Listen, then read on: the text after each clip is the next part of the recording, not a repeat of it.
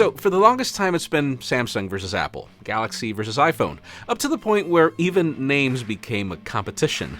First, they were both regulars, and then they went Plus, and then one switched to Pro, so the other couldn't just go out like that. It had to switch to Ultra, all as a way to call out that their product was better than the other. Over that time, we've done all of our comparisons, but calling out a winner was always a bit complicated because, as it turns out, each approach is different. For Samsung, it's always been this battle of numbers and capabilities, while for Apple, being late has never been a problem as it's allowed for better implementation, or at least it has most of the time. On one corner, we have the Galaxy S22 Ultra, Samsung's cream of the crop when it comes to its conventional and photography-focused flagship, and on the other, we have the iPhone 13 Pro Max, where for Apple, Pro has been this designator for camera capabilities. The question is, though, which phone does it better? And I'm not just talking about the camera. I'm Jaime Rivera with Pocketnow, and let's dive into our comparison.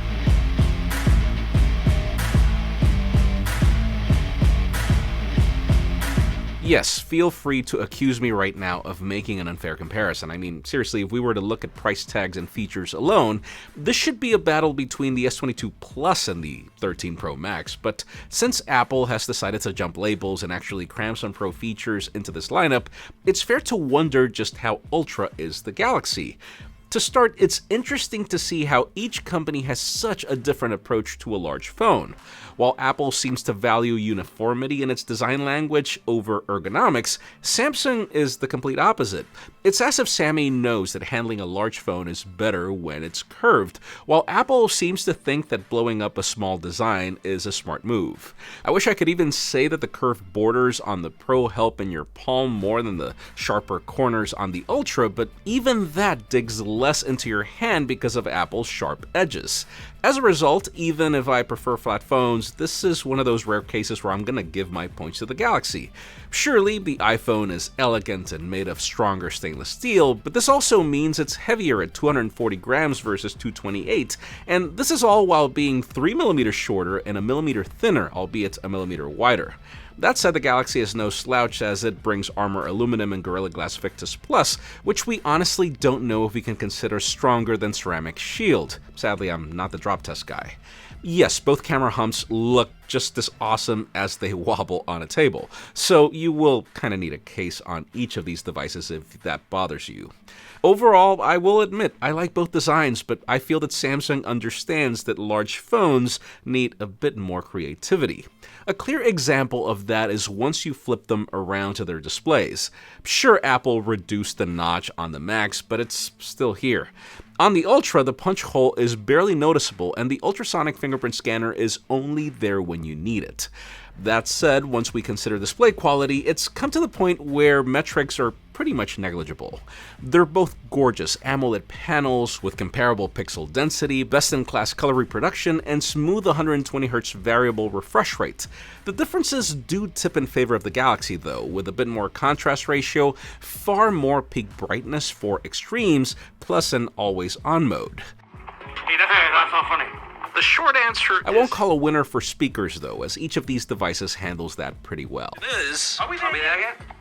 Hey, that's not funny. But you know what? I think it's fair to call a winner, and that's the S22 Ultra. See, since day one, Samsung's first large phone came with a purpose, and that was to give you a larger canvas for the S Pen. And sure, Apple followed with a large phone nearly 5 years later, but I think they keep missing the point. Like previous Galaxy Notes, the S Pen is now tucked at the bottom, and it remains as useful as it's always been with notes even while your screen is off, or a call to shortcuts while it's on. The added versatility also means less latency, and given the design of the tip, this almost feels like if you're writing with a Sharpie on paper. Some use it for art, other weirdos like me prefer to highlight these scripts, and others even use it as a virtual mouse. Point is, sadly the iPhone keeps missing on giving you more for your canvas. And I think the biggest problem is that this experience actually extends to the rest of the software experience. I'm not going to say that One UI 4.1 is better than iOS 15, but from a mere ergonomics standpoint, Samsung wins again.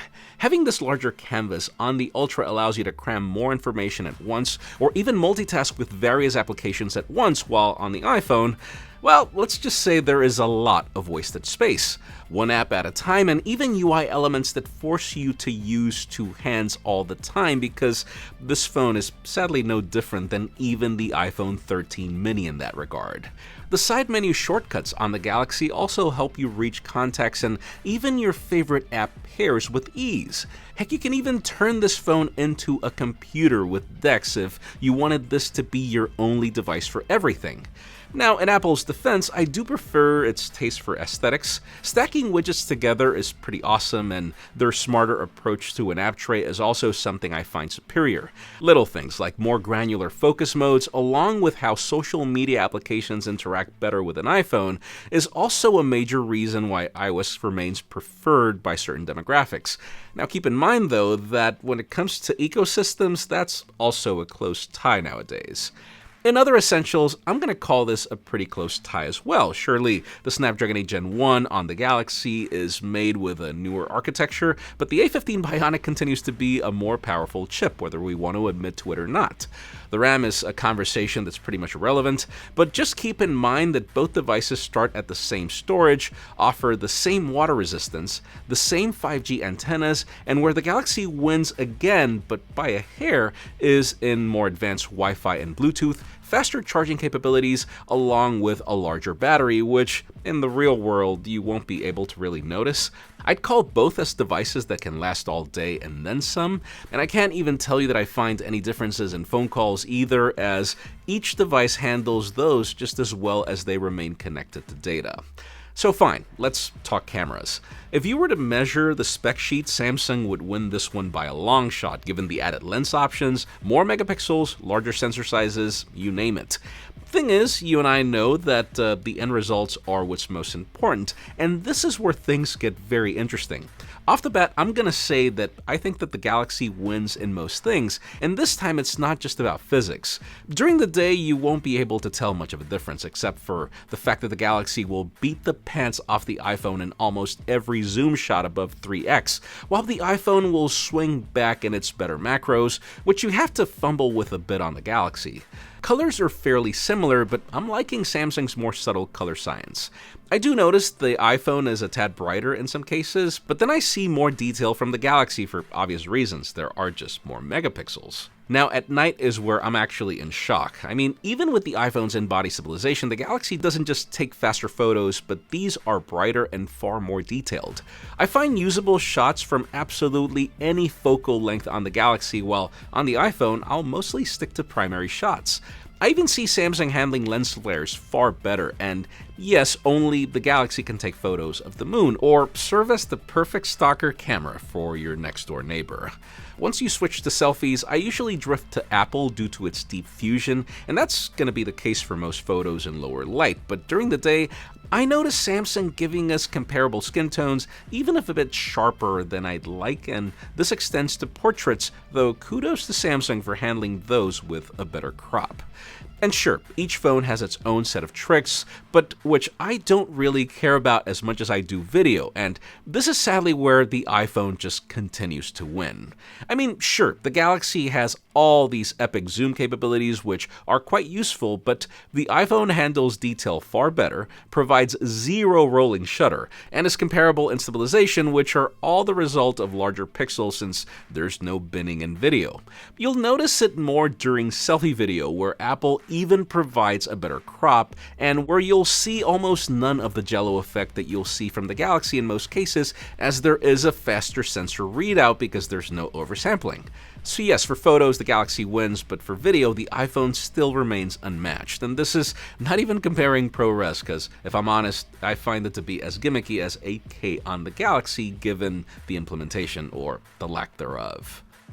To conclude, I agree, this was pretty much an unfair comparison, but I think it serves as a pretty good way to get my point across. On one hand, we have the best of Apple, and on the other, we have just one of many different alternatives that I'd call the best of Samsung. At this point, Sammy is already owning foldables, which Apple is still not adopting, and to see Cupertino continue to bank only on its cameras as a differentiating factor is kind of baffling when this Ultra beats it in so many ways. Obviously, there are things Samsung still has not figured out, and it's the reason why I enjoy doing these comparisons. Sometimes brute horsepower is not as good a solution as a well-tuned machine, and this is something that Apple has proven to do better than any other company in the industry. Now, if I were to have to just pick one of these phones as my daily driver, I would go for the Galaxy S22 Ultra. Sure, it is a tad more expensive, but you know you can find tons of deals on it everywhere, while in the case of iPhones, those don't really drop in price at all. With the Ultra, you're getting a more capable phone, which is kind of what you want for this price range. If I'm going to pay SUV money, I want all-wheel drive and not just a large vehicle that does nothing better than a sedan, which is, I think, the best analogy that I can give you into summing up this comparison. Let us know if you agree with my assessment in the comments down below, and while you're at it, follow us on social media and subscribe to our channel for more videos like this one. You can also follow me on my personal handles to see me do my favorite comparison every single year. Please give this video a thumbs up if you like what you saw. I'm Jaime Rivera, thanks so much for watching. We'll see you on the next one.